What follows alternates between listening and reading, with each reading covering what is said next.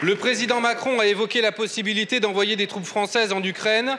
En dynamique, rien n'est exclu. Nous serions alors de fait en guerre avec la Russie. Deux puissances nucléaires qui s'affrontent sur le territoire d'un tiers, ce n'est pas une option. C'est une escalade incontrôlée, irresponsable et insensée qui menace gravement la paix. Le président prétend créer, je cite, de l'ambiguïté stratégique. Mais il n'est pas ambigu, il est léger, désinvolte, inconséquent, bref, irresponsable.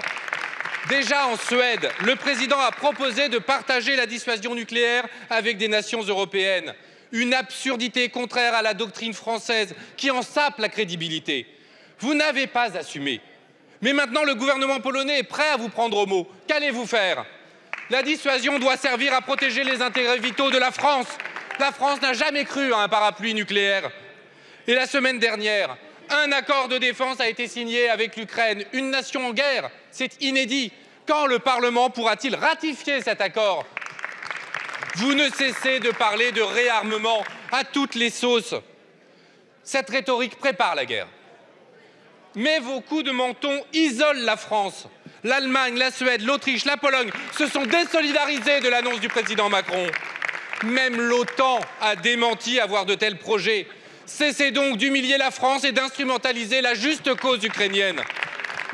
La France est une puissance dotée de l'arme nucléaire, membre permanent du Conseil de sécurité de l'ONU. Elle a toujours eu une voix singulière dans le concert des nations.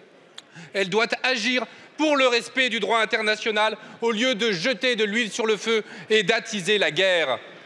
Nous devons, au contraire, œuvrer à la paix en recherchant des garanties de sécurité mutuellement acceptables, en organisant une conférence européenne sous l'égide de l'OSCE. Monsieur le Premier ministre, avez-vous conscience qu'avec un tel engrenage, vous risquez d'entraîner la France, l'Europe, le monde dans une guerre nucléaire?